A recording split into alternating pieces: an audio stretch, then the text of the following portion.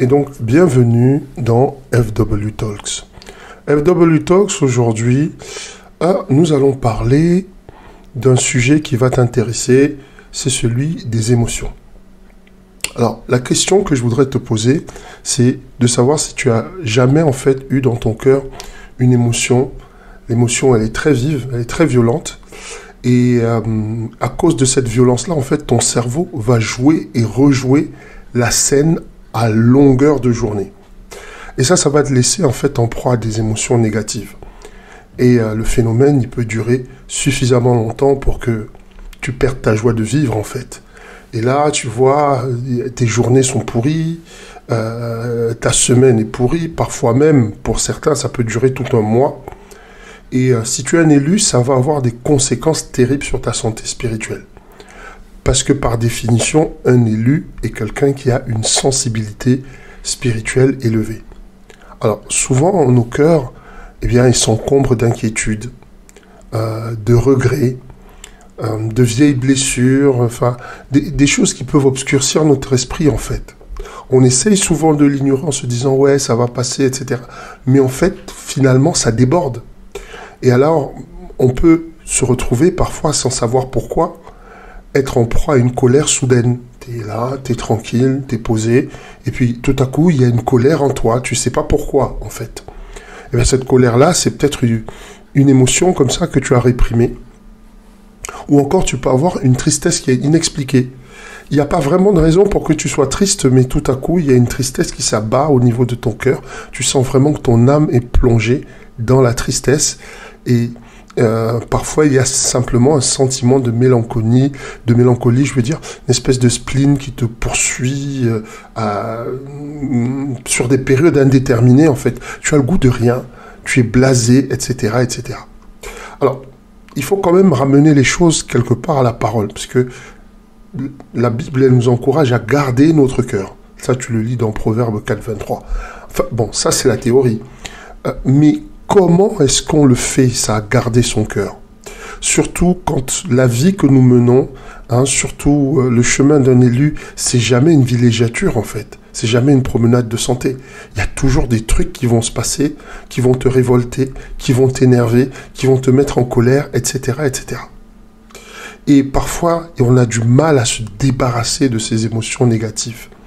Et donc, c'est pourquoi aujourd'hui, eh bien, nous allons parler de purification émotionnelle, plus précisément du repos de Dieu.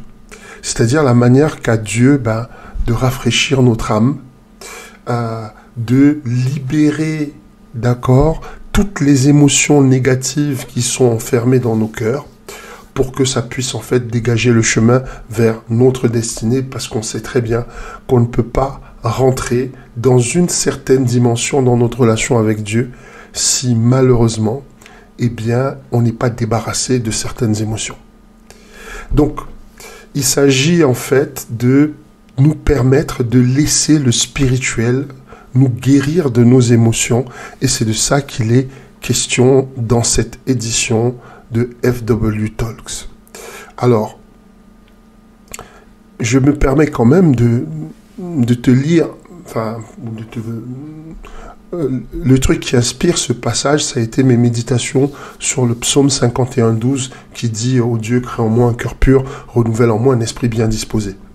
Et mes méditations m'ont amené à comprendre qu'il y a une nécessité, en fait, de la purification émotionnelle. Alors parfois on te dit « Oui, va prier » ou « Va méditer, ça va passer », etc. Et ça passe pas. Donc, tout au long de ce podcast, je vais partager des histoires vécues ou des concepts tirés des Écritures pour que chacun de nous, en fait, puisse avoir une routine, étape par étape, pour entrer dans ce moment que j'appelle le repos de Dieu ou la purification émotionnelle. Donc, sans plus tarder, rentrons tout de suite dans le vif du sujet. Alors, premièrement, pourquoi est-ce que la purification émotionnelle est tellement importante pour les élus? Donc, il faut que tu vois que les émotions, en fait, c'est ce qui nous fait bouger. Comme son nom l'indique. les émotions, par définition, c'est ce qui nous fait bouger.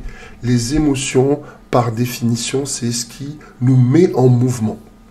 Et tu vas voir tes émotions comme une rivière qui traverse ton corps, qui traverse ton âme, qui traverse quelque part aussi ton esprit. Maintenant, à partir du moment où cette rivière est polluée par des émotions négatives, eh bien ces émotions-là, elles vont commencer à polluer donc ou à pourrir le corps. C'est là qu'on se retrouve avec parfois des maladies cardiovasculaires. Il y a des gens qui sont hyper tendus. On se retrouve avec des gens qui ont de l'hypotension. On peut se retrouver avec des gens qui ont de la tachycardie. On peut se retrouver aussi avec des personnes qui ont des attaques, hein, n'est-ce pas, des attaques cardiaques.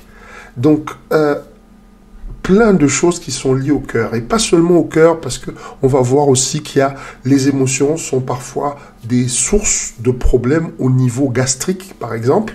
On a des personnes qui ont des problèmes au foie à cause de leurs émotions, qui ont des problèmes de digestion à cause de leurs émotions.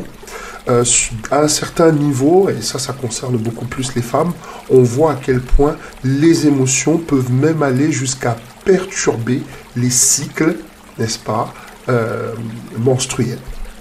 Donc, garder ces émotions, c'est terriblement important. Là, je me suis juste contenté de te donner une idée de ce que tes émotions peuvent provoquer dans ton corps. Au niveau de ton âme, c'est le même topo.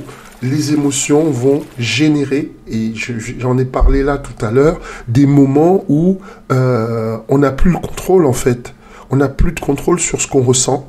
On n'a plus de contrôle sur on va dire, sur la façon dont notre corps ou notre âme beaucoup plus est traversée, on va dire, ou est gérée au niveau émotionnel. Et on est là.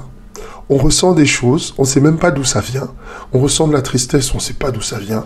On ressent de la colère, on ne sait pas d'où ça vient. On ressent de la frustration, on n'arrive même pas à pointer le doigt sur quoi. Et on est en proie à toutes ces choses. Donc c'est tellement important que nous-mêmes en tant qu'élus, qu'on ne traite pas nos émotions et nos sentiments non résolus comme étant quelque chose qui va passer. Ça ne va pas passer, c'est toujours là. Alors certains réussissent parfois à mieux enterrer les émotions que d'autres. Ok ?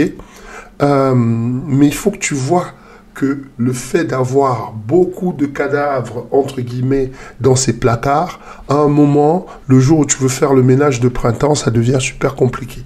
Qu'est-ce que je suis en train de te dire? Je suis en train de te dire que l'importance de la purification émotionnelle, c'est que toutes ces choses que tu as enterrées, toutes ces émotions que tu as enterrées, toutes ces frustrations que tu as subies au boulot, toutes ces insultes ou toutes ces paroles déplacées que tu as pu avoir dans la rue, des voisins, etc., que tu as enterrées au-dedans de toi en voulant toujours montrer une bonne figure. Et tu as rejoué la scène en boucle dans ta tête.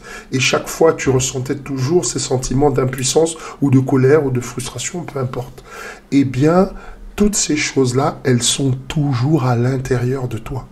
Ne te dis pas qu'elles sont parties, parce qu'elles ne sont pas parties, c'est simplement que tu les as rangées, n'est-ce pas? Ou plutôt, ton esprit les a rangées dans un coin, n'est-ce pas, de ta conscience, pour que tu puisses continuer à fonctionner. Donc, et il y a un passage alors très intéressant, toujours dans la Bible, 2 Corinthiens 10,5, qui te dit que nous devons rendre captive toute pensée à l'obéissance à Christ. Et c'est là, c'est sur ce concept-là que la purification émotionnelle est importante. Parce qu'elle est en train de dire en fait la manière, elle est en train de te donner la manière dont tu vas entamer la purification émotionnelle. Quand on te parle de captivité, c'est vraiment dans le sens de contenir ces émotions, les mettre dans un cadre bien précis, contenir ces pensées, les mettre dans un cadre bien précis pour que nous puissions fonctionner. Ok? Donc, je te donne juste un exemple. Un exemple simple. Ok? Je sais pas, il y a une sœur avec qui j'ai travaillé, d'accord, dans le cadre du coaching, et elle n'arrivait pas à dormir. Elle n'arrivait pas à dormir parce qu'elle répétait sans cesse dans sa tête une confrontation avec son patron. Ça s'était mal passé au boulot et elle était tout le temps en boucle avec ça. Oui, comment il a osé me parler comme ça, comment il a osé me dire ça, nanana, nanana. Et ça a commencé à lui pourrir la vie, en fait. Ça a changé ses rapports même avec ses enfants. Ça a changé ses rapports avec son mari. Elle était de plus en plus amère. Ok ? Au point qu'elle a laissé, effectivement, cette amertume-là s'enraciner et finalement empoisonner sa vie au point où il n'y avait plus de gratitude. Il n'y avait plus la gratitude de se dire « Oui, ok, mon patron est horrible, mais en fait, j'ai des collègues qui sont géniaux. » Il n'y avait plus la gratitude de se dire « Oui, ça se passe peut-être mal au boulot, mais mes enfants sont là, mon mari est là, j'ai une vie de couple, j'ai une vie de famille, etc. » Tout ça, ce sont des magnifiques choses que la création, que l'univers, que Dieu m'a donné. Et donc, à partir de ce moment-là, toute sa vie n'a été qu'une suite de plaintes sans cesse, sans cesse, sans cesse par rapport à ce qu'elle n'avait pas, ok, au lieu de se concentrer sur ce qu'elle avait. Et tout ça, c'est parti du fait qu'elle a négligé l'aspect de la purification émotionnelle. Donc, je vais te donner quelques outils. Alors, je ne te dis pas que c'est voilà, c'est la liste ultime des outils, mais quelques-uns qui vont te permettre de réaliser la purification émotionnelle. Premièrement, le tout premier outil, ça va être ce qu'on appelle la lectio divina. Ok, on peut traduire ça comme lecture divine, puisque c'est du latin, mais en fait, c'est pas du tout ça. Moi, je préfère utiliser le terme de la méditation, ok, avancée. La lectio divina, c'est quoi? Eh bien, c'est une méthode que tu vas utiliser. Et cette méthode-là, elle va te permettre de corriger tes pensées en remplaçant ces pensées-là par une parole que tu vas prendre dans la Bible. Ok? Donc, il ne s'agit pas seulement de lire les Écritures, ok? Il s'agit de les incuber. Ok, je vais t'expliquer ça d'une façon simple.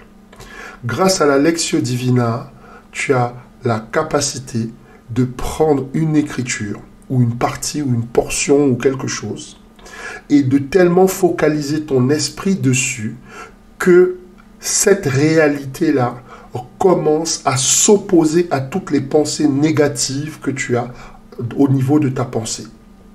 Je te prends un exemple, tu peux être dans une situation financière qui est compliquée. Tu n'arrives pas à t'en sortir, entre guillemets, les sous ne rentrent pas, les poches sont vides, le compte est au rouge, etc. Ok. Et il y a une réalité. La réalité, c'est que tu n'as rien dans la poche. Par contre, cette réalité-là ne doit pas consommer ta pensée. Ok? Et là, tu vas mettre un passage, par exemple, le psaume 23, 1, l'Éternel est mon berger. Et tu vas commencer à répéter cette parole-là en boucle. Ok? Comment ça marche, Lectio Divina? Tu prends un verset. On va dire, par exemple, je t'ai dit le psaume 23, 1. D'accord? L'Éternel est mon berger. Ok? Et tu commences à méditer dessus. Ok? Tu commences à le répéter en boucle. Tu répètes ce passage-là en boucle. Quand je dis en boucle, c'est-à-dire chaque fois que tu as un moment, chaque fois que tes pensées négatives commencent à se lever, c'est-à-dire te dire, ouais, mais en fait, tu n'as pas un sou dans la poche, te dire, en fait, regarde ton portefeuille, il est vide, regarde, je sais pas moi, ton compte en banque au rouge, regarde, là, sur le téléphone qui va sonner, là, bientôt, c'est ton conseiller qui va t'appeler pour te dire, il faut que vous fassiez le point sur tes comptes, etc., etc. Ouais, ton frigidaire, il n'y a rien dedans, tu n'as pas fait les courses depuis je sais pas combien. Ok, ça c'est un fait. Par contre, ton esprit ne doit pas se laisser consumer par ça. Parce que c'est grâce à ton esprit et à la force de ton esprit que tu vas sortir de cette situation. C'est grâce à la force de ton esprit que tu vas avoir le courage d'affronter cette réalité-là qui n'est réalité que sur le plan physique. Ok? Mais si tu laisses ces pensées négatives t'envahir, tu ne pourras pas en fait résister. Donc, à cette situation, à savoir ton compte en banque vide, l'image de l'application sur ton smartphone qui te montre le compte avec un gros moins devant et le découvert qui est déjà passé, eh bien, tu vas opposer l'Éternel est mon berger. C'est-à-dire chaque fois que ces pensées vont revenir vers toi, ou ces idées comme quoi on va t'envoyer les huissiers, ça va mal se passer, etc. L'Éternel est mon berger, l'Éternel est mon berger, l'Éternel est mon berger. Tu répètes ça en boucle et tu n'arrêtes pas jusqu'à ce que cette pensée-là, elle disparaisse. Ça, c'est la première étape. La deuxième étape, c'est que dans tes prières, tu vas demander, n'est-ce pas, à Dieu de te révéler encore plus de choses sur ce concept de berger. S'il est ton berger, c'est pourquoi. Et qu'est-ce que le fait qu'il soit ton berger, n'est-ce pas, signifie pour ton destin prophétique. Et là, tu dois lui parler à ce sujet et t'asseoir tranquillement dans un endroit et puis tu vas vraiment exprimer ton cœur. Donc, Lectio Divina, c'est la première méthode. Cette méthode-là est redoutable. Moi, j'ai des témoignages dessus et pour des raisons de temps, je ne veux pas forcément revenir dessus, mais je peux te dire qu'à un moment de ma vie, oui, j'ai été SDF et ça, ce sont des choses que j'ai utilisées pour sortir de ma situation et me retrouver en train de louer un appartement et avoir enfin un boulot. Mais ce n'est qu'un détail. Ce qui est important, c'est toi. Et c'est important qu'à un moment, tu te décides à appliquer certaines choses. Les gens qui réussissent leur vie, ce sont les gens qui font les choses différemment. Alors je sais que ça a l'air stupide, de que tu passes toute ta journée, que tu passes chaque moment où ces paroles, où ces pensées, où ces idées négatives arrivent, que tu te retrouves en train de répéter une portion des Écritures.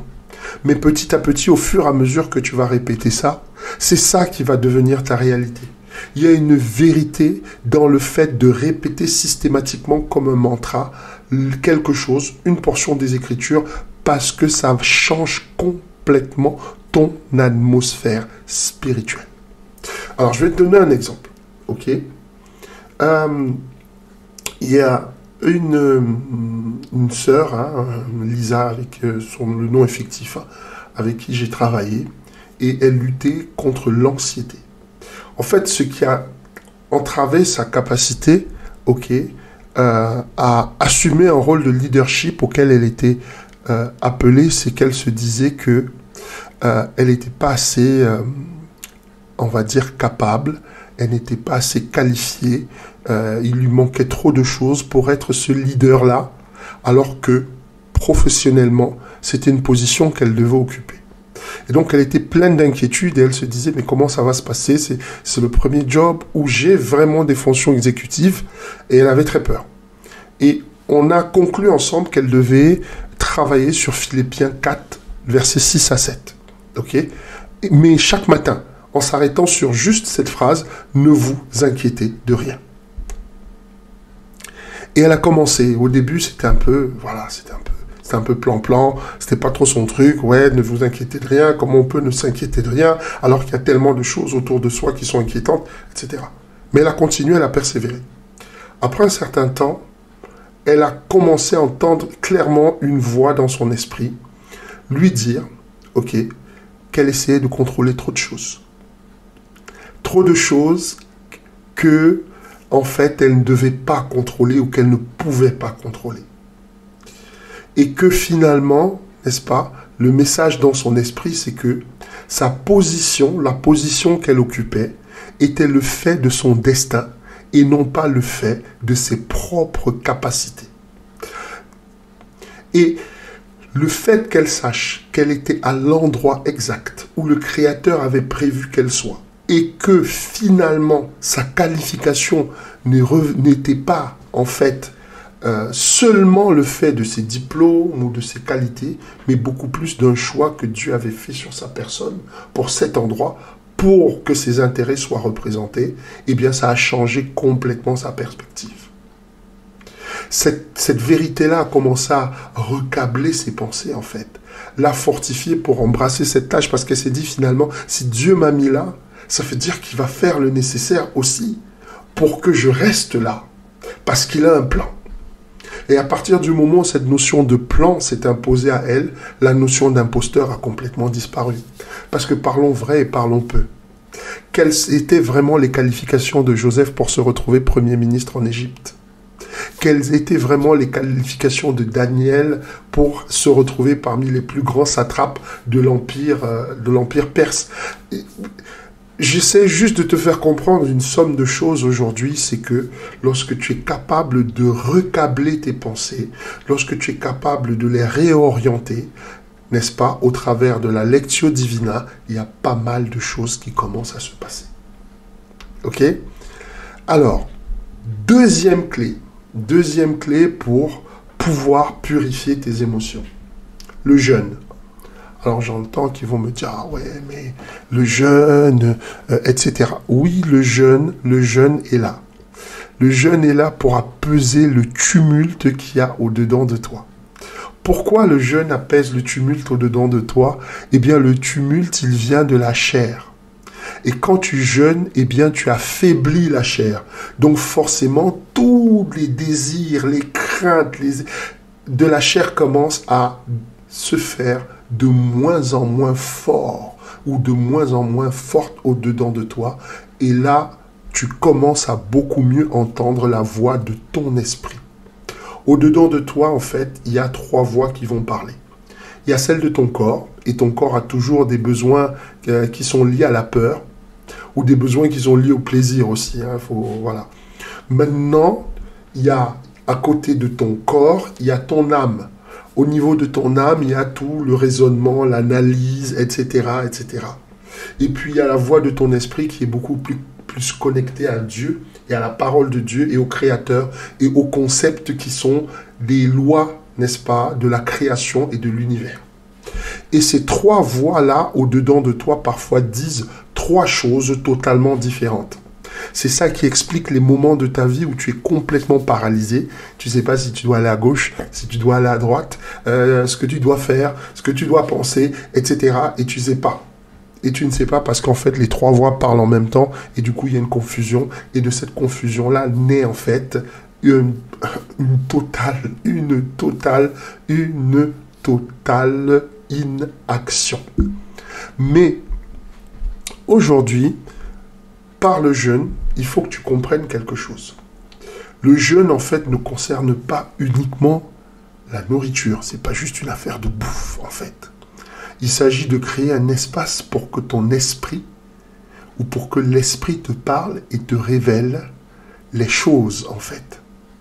Et quand tu es dans le jeûne, eh bien, il faut que tu te dises, ou que tu sois suffisamment franc, pour comprendre exactement ce que tu es en train de transmettre. La symbolique du jeûne, c'est quoi?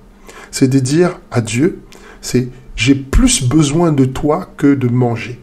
J'ai plus besoin de ta sagesse que de manger. J'ai plus besoin de toi ou de, je ne sais pas moi, de ton intelligence que de manger.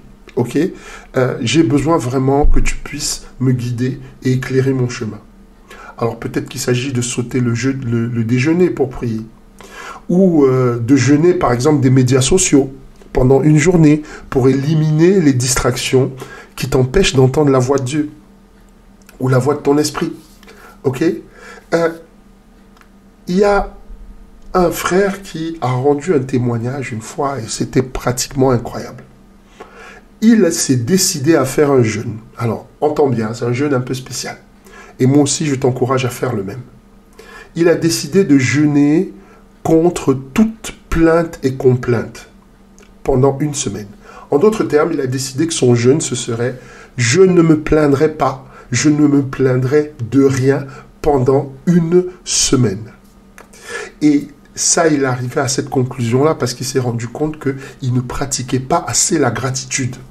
Donc, il était beaucoup dans la plainte. Il était beaucoup dans « Oui, franchement, le temps est pourri. » ou « Il y a toujours du monde sur les routes, encore en bouchon, etc. » Et tout ça, c'était en train de le bouffer de l'intérieur. Et quand il s'est rendu compte de ça, il s'est dit « Ok, mon jeûne, ça va être « Je ne me plains pas. » J'accepte tout avec gratitude. J'accepte tout avec joie. Ok. Et chaque fois qu'il voulait se plaindre de sa situation, n'est-ce pas, il remerciait Dieu pour sa provision. Il déclarait qu'il avait confiance dans le plan de Dieu. Il déclarait qu'il ne savait pas forcément pourquoi, mais voilà, il était sûr que Dieu avait une raison de le mettre là où il était. Et ça n'a pas été évident, ça n'a pas été facile. Parfois même, il y a eu des ratés. Il y a même eu beaucoup de ratés au début. Mais en fait, ce qu'il disait, c'est qu'après 7 jours, eh bien, toute sa perspective avait changé. Et qu'il avait retrouvé, en fait, il avait trouvé un sens renouvelé à sa vie. Et il y a beaucoup d'entre nous qui sont dans cette dynamique-là, parce qu'on s'est tellement plaint qu'on ne prend même plus plaisir dans les petites choses. On a oublié le plaisir des choses simples. On a oublié, en fait, que notre esprit, nos émotions, elles sont beaucoup plus alignées avec le Créateur lorsqu'elles sont dans une certaine positivité, ou plutôt quand elles sont dans une positivité certaine. Donc, j'essaye de te faire comprendre qu'il y a plusieurs types de jeûnes. Il ne s'agit pas seulement de boire et de manger. Et que si tu veux passer une étape supérieure au niveau de la purification de tes émotions, eh bien, le jeûne, c'est l'arme qu'il te faut. Ok. Donc, nous avançons.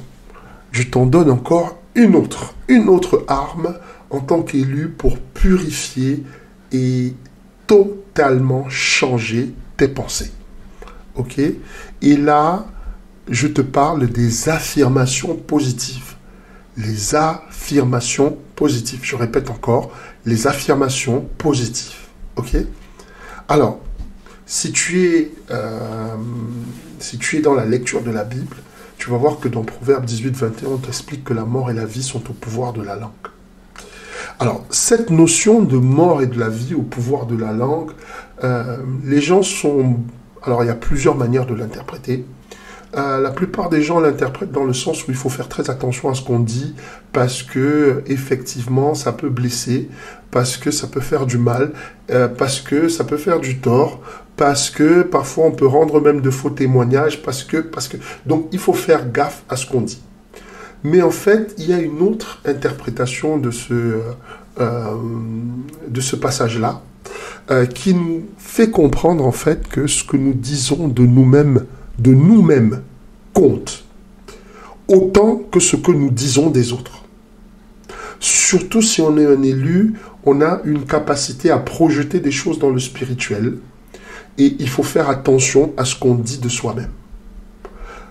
L'auto-dialogue négatif, donc les paroles négatives que vous-même vous prononcez sur votre personne, que vous-même vous prononcez sur, je ne sais pas moi, vos enfants, votre boulot, votre voiture, toutes ces choses-là, ça peut avoir un impact incroyable sur non seulement vos émotions, mais aussi votre destinée. Donc ta destinée, elle est là et c'est un fait. Mais le fait que tu utilises ce magnifique instrument qu'est la parole pour t'auto-détruire, et souvent on a tendance à être tellement dur envers nous-mêmes. On est souvent dans des paroles, ah ouais mais je suis trop nul, ah mais non mais je suis trop bête, oh mais vraiment, je suis trop naïf, oh mais vraiment, je suis trop ceci, je suis... Ok. Il faut que tu comprennes que 90% de ton identité spirituelle est validée par ta parole. Je ne sais pas comment te le traduire mieux. Quand tu comprends juste que tu es comme un roi dans ton royaume, et ta parole devient une loi, en fait, au niveau de ton esprit. C'est quand tu étudies un peu les temps anciens, les temps antiques, les rois, en fait, leur parole était loi. Ok ? Leur parole était loi. Ça veut dire que quand ils disaient quelque chose, ce qu'ils disaient s'appliquait comme une loi. Et il y a une raison derrière. La raison, bien sûr, est spirituelle. Mais je ne veux pas rentrer dans ce concept-là aujourd'hui parce que sinon on n'en sortira pas. Mais ce que je veux te faire comprendre, c'est qu'au niveau de ta propre vie, les choses se passent par rapport à ta validation. En d'autres termes, la création ne peut pas se comporter d'une certaine manière avec toi si toi-même, tu n'as pas validé ce comportement-là. Et c'est là que c'est important. Ok? Parfois, on a des situations où on a fait quelque chose qui n'était pas correct. Et ça arrive à tout le monde. À vous, autant qu'à moi, on est tous passés par là où on a fait un truc. Et puis on se dit, waouh, j'aurais peut-être pas dû faire ça. J'aurais peut-être pas dû gérer ça comme ça. Il y avait peut-être une meilleure manière d'aborder ce problème-là. Ok. Maintenant, la situation, c'est un fait. On s'est raté. Maintenant, il y a une très grosse différence entre quelqu'un qui s'est raté et qui se repent et qui revient, qui se remet en question, et quelqu'un qui s'est raté et qui commence à s'autodétruire. C'est-à-dire qu'il va utiliser sa parole pour s'autodétruire. Ça, c'est toute autre chose. Et c'est là que les affirmations positives, elles arrivent. Parce que quand tu as fait quelque chose qui ne va pas, quand tu as fait quelque chose qui n'est pas correct, ok, ne laisse surtout pas, ne laisse absolument pas la culpabilité commencer à parler par ta propre bouche. Et c'est là que les affirmations positives arrivent, ok. J'essaye de te faire comprendre que tu dois pouvoir, par rapport aux situations de ta vie, parler positivement. Oui, je me suis trompé. Oui, j'ai fait une erreur. Et là, toutes ces choses-là, tu dois les rédiger. Parce que tu dois déclarer, en fait. Je vais te donner un exemple. Tu vas mieux comprendre. Alors, il y a un frère qui s'est retrouvé dans une situation un peu bizarre. Parce qu'il avait trompé sa femme, il avait cédé, il avait succombé à la tentation. Et son divorce a été très, très médiatisé, on va dire, au niveau de sa famille. Puisque, voilà, même au niveau de l'église, c'était très, très, très compliqué.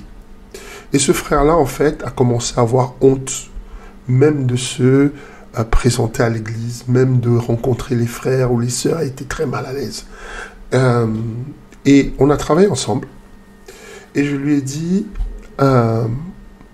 qu'il va commencer à faire des déclarations positives sur sa vie.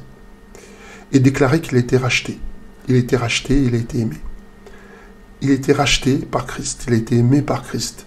Et qu'il est choisi, en fait, et non seulement choisi, mais il est aussi équipé pour défaire toute situation, d'accord, dans sa vie.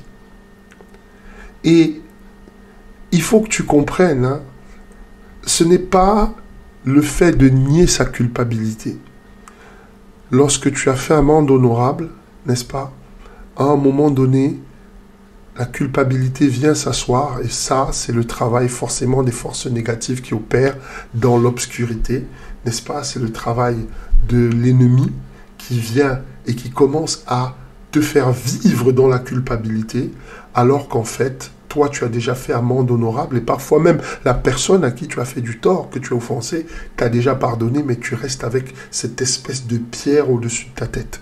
Eh bien, les affirmations positives, rentrer dedans, eh bien, ça va changer beaucoup de choses dans ta vie. Et je voudrais te dire simplement, en tant qu'élu, que même au niveau de ton destin, tu peux aussi utiliser les affirmations positives. Et je vais te poser une question qui va peut-être te marquer, c'est quel est le mensonge auquel tu as cru qui contredit ton identité en tant qu'élu?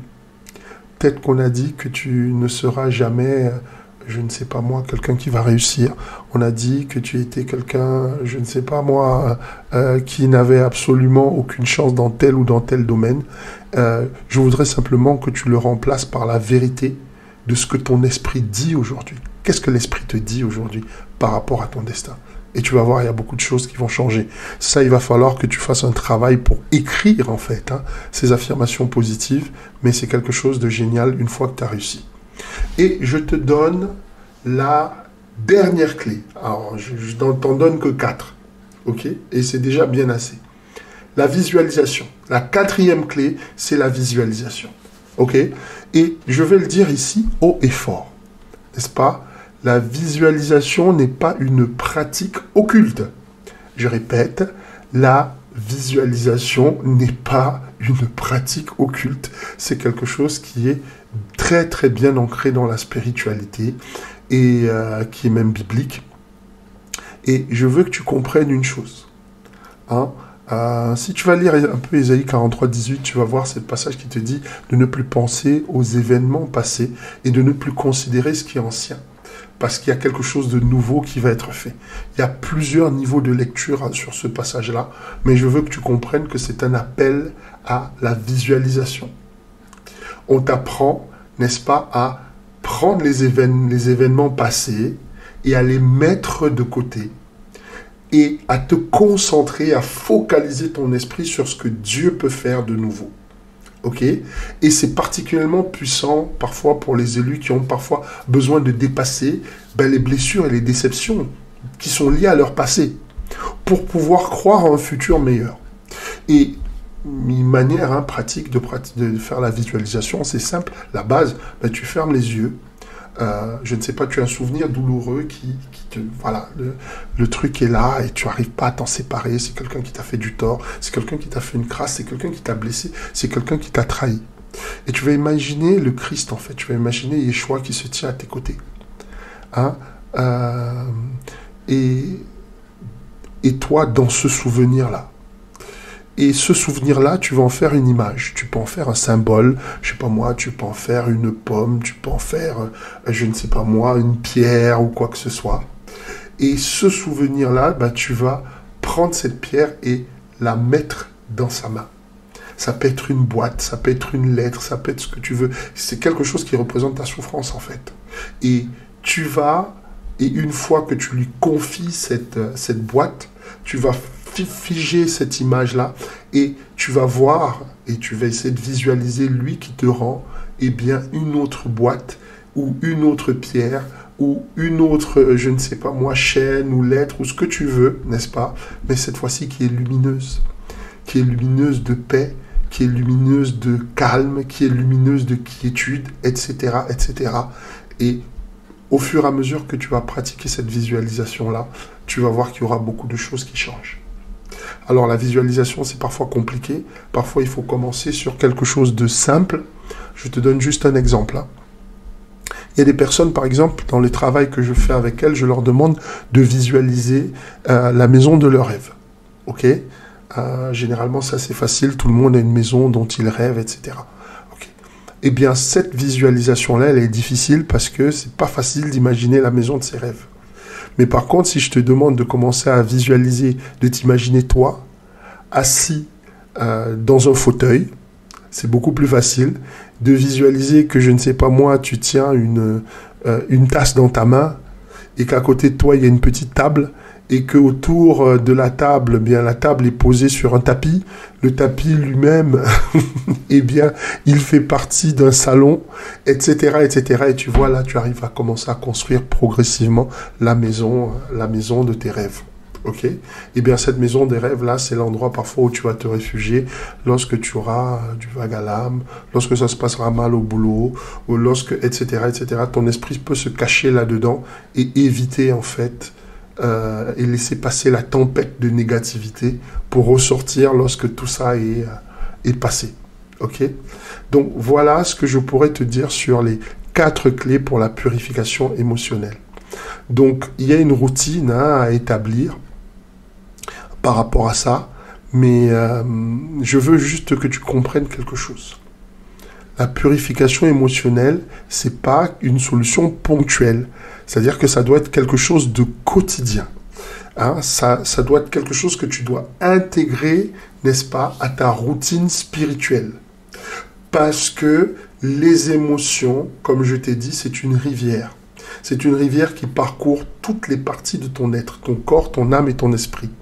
Et si cette rivière-là, elle n'est pas purifiée, si cette rivière n'est pas assainie, toutes les parties de ton corps, de ton âme, de ton esprit, elles seront complètement polluées.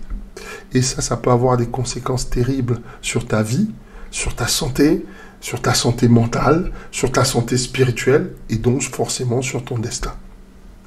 Et je souhaiterais que pour toutes les personnes qui traversent des périodes difficiles ou qui sont en proie à des émotions négatives qui ne partent pas, qu'elles puissent considérer ce que je suis en train, par la grâce de Dieu, de proposer, et puis qu'elles commencent tout de suite à incorporer certains éléments voire tous même, de cette route, dans leur routine spirituelle pour pouvoir avoir une certaine paix et une certaine tranquillité.